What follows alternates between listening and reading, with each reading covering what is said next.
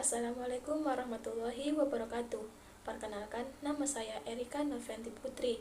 Saya adalah mahasiswi dari Program Studi Komunikasi Penyiaran Islam STAN Sultan Abdurrahman Kepulauan Riau.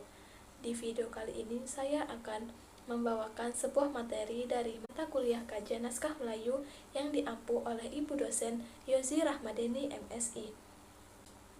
Baiklah, kita mulai ke penjelasan yang pertama. Terjemahan naskah Gurindam 12 yang dikarang oleh Raja Ali Haji. Segala puji bagi Tuhan, seru sekalian alam, serta sholawatnya Nabi yang akhirul zaman, serta keluarganya dan sahabatnya sekalian adanya amma ba'du. Daripada itu, maka tatkala sampailah hijratun Nabi 1263 sanah kepada 23 hari bulan Rajab, hari Selasa, maka dalam makna Allah Ta'ala kepada kita, yaitu Raja Ali Haji mengarang satu gurindam cara Melayu, yaitu yang boleh juga jadi diambil faedah sedikit-sedikit daripada perkataannya itu pada orang yang ada menaruh akal pada adalah banyaknya gurindam itu hanya 12 pasal di dalamnya. Syahdan adalah beda antara gurindam dengan syair itu. Aku nyatakan pula bermula arti syair Melayu itu perkataan yang bersajak, yang serupa dua berpasang pada akhirnya, dan tiada berkehendak pada sempurna perkataan pada satu-satu pasangannya, bersalahan dengan gurindam. Adapun arti gurindam itu perkataan yang bersajak juga pada akhir pasangannya sahaja jadilah seperti sajak yang pertama itu syarat dan sajak yang kedua itu. Jadi seperti itu jawab bermula inilah rupanya syair. Dengarkan tuan suatu rencana, mengarang di dalam gundah gulana, barangkali gurindam kurang kena, tuan betulkan dengan sempurna. Inilah arti gurindam yang di bawah syatar ini.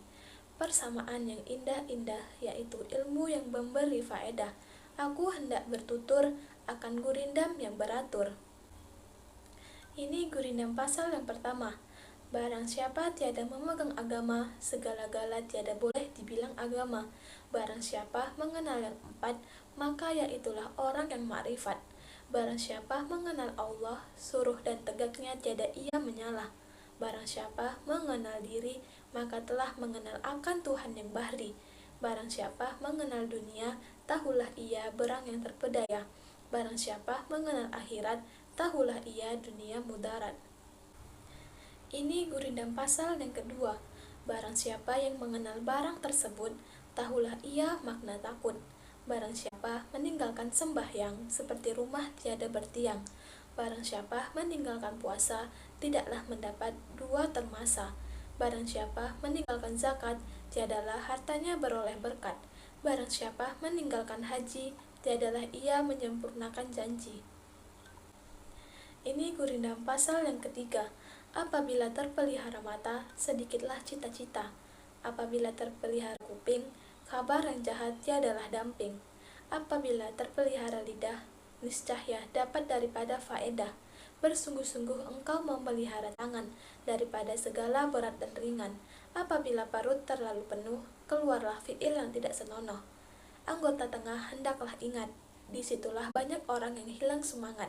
Hendaklah pelihara kaki daripada berjalan yang membawa rugi. Ini gurindam pasal yang keempat. Hati itu kerajaan di dalam tubuh. Jikalau zalim, segala anggota tubuh pun rubuh. Apabila dengki sudah bertanah, datanglah daripadanya beberapa anak panah. Mengumpat dan memuji hendaklah pikir, disitulah banyak orang yang tergelincir. Pekerjaan marah jangan dibela, nanti hilang akal di kepala. Jika sedikit pun berbuat bohong, boleh diumpamakan mulutnya itu pekung. Tanda orang yang amat celaka, aib dirinya tiada ia sangka. Ini gurindam pasal yang kelima. Jika hendak mengenal orang berbangsa, lihat kepada budi dan bahasa. Jika hendak mengenal orang yang berbahagia, sangat memeliharakan yang sia-sia. Jika hendak mengenal orang mulia, lihatlah kepada kelakuan dia. Jika hendak mengenal orang yang berilmu, bertanya dan belajar tiadalah jemu. Jika hendak mengenal orang yang berakal, di dalam dunia mengambil bekal. Jika hendak mengenal orang yang baik perangai, lihat pada ketika bercampur dengan orang ramai. Ini gurindam pasal yang keenam. Cahari olehmu akan sahabat, yang boleh dijadikan obat. Cahari olehmu akan guru, yang boleh tahukan tiap seteru. Cahari olehmu akan istri, yang boleh menyerahkan diri. Cahari olehmu akan kawan, pilih segala orang yang setiawan. Cahari olehmu akan abadi, yang ada baik sedikit budi. Ini gurindam pasal yang ketujuh. Apabila banyak berkata-kata, disitulah jalan masuk dusta. Apabila banyak berlebih-lebih suka, itu tanda hamparkan duka. Apabila kita kurang siasat, itulah tanda pekerjaan hendak sesat. Apabila anak tidak dilatih, jika besar bapaknya letih.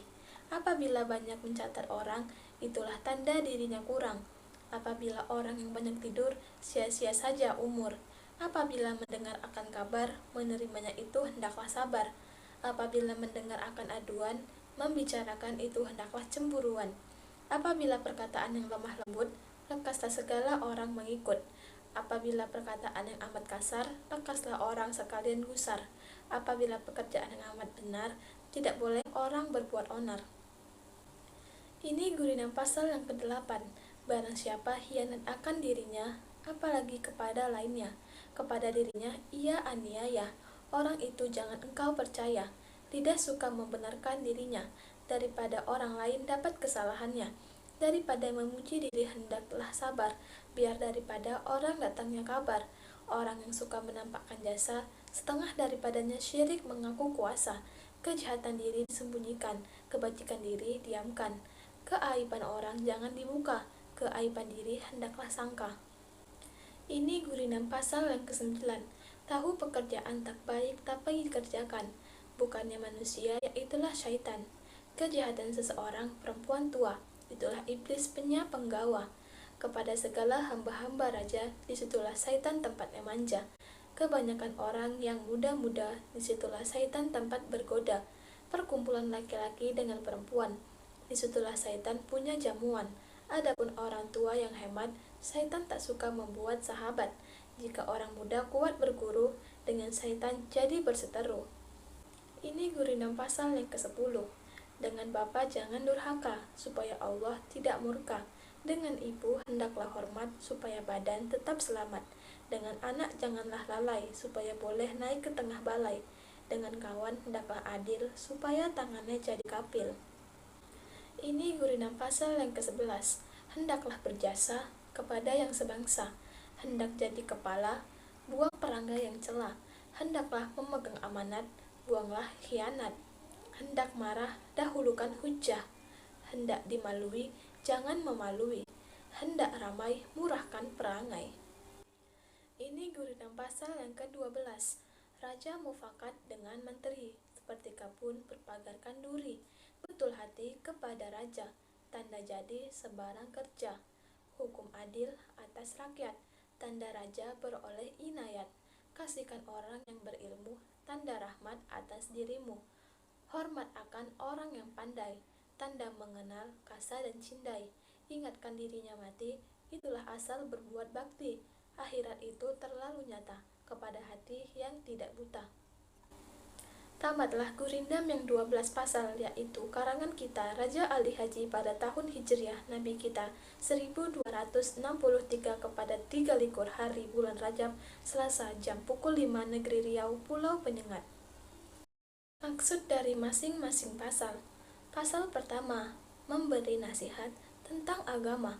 Pasal kedua, menceritakan tentang orang-orang yang meninggalkan sembahyang, puasa, zakat, dan haji beserta akibat yang didapat. Pasal ketiga, menjelaskan tentang budi pekerti, yaitu yang berkaitan dengan menahan kata-kata yang tidak perlu dan makan seperlunya.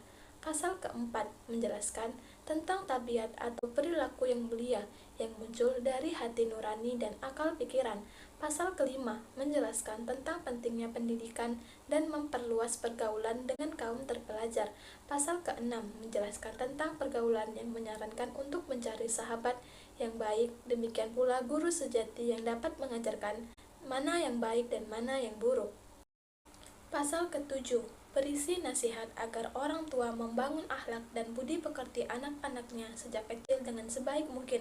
Pasal ke-8 berisi nasihat agar orang tidak percaya pada orang yang culas dan tidak berprasangka buruk terhadap seseorang. Pasal ke-9 berisi nasihat tentang moral laki-laki dan perempuan serta menjelaskan tentang pendidikan. Pasal ke-10 berisi nasihat keagamaan dan budi pekerti, yaitu kewajiban anak untuk menghormati orang tuanya. Pasal ke-11 berisi nasihat untuk menjadi orang yang berjasa dan bermanfaat untuk bangsa. Pasal ke-12 berisi nasihat apabila menghormati orang yang berilmu dan mendapat rahmat dari Allah. Analisis penjelasan dari pengarang. Setelah diperhatikan secara rinci, pengarang ingin memberitahukan apa itu syair dan apa itu gurindam. Kemudian, pengarang membuat gurindam yang berisi 12 pasal. Setiap pasal memiliki pesan-pesan yang sangat mendalam. Pesan-pesan tersebut berisi pandangan pribadi pengarang dan nasihat-nasihat yang ditunjukkan untuk orang banyak. Di samping itu semua, gurindam yang dibuat berisi banyak kata-kata mutiara yang cukup untuk menasihati orang-orang yang membacanya di zaman sekarang ini. Kesimpulan dan saran. Kesimpulan dari naskah tersebut adalah keinginan pengarang untuk menyebarkan kebaikan serta membuka pikiran para pembacanya agar berperilaku yang baik.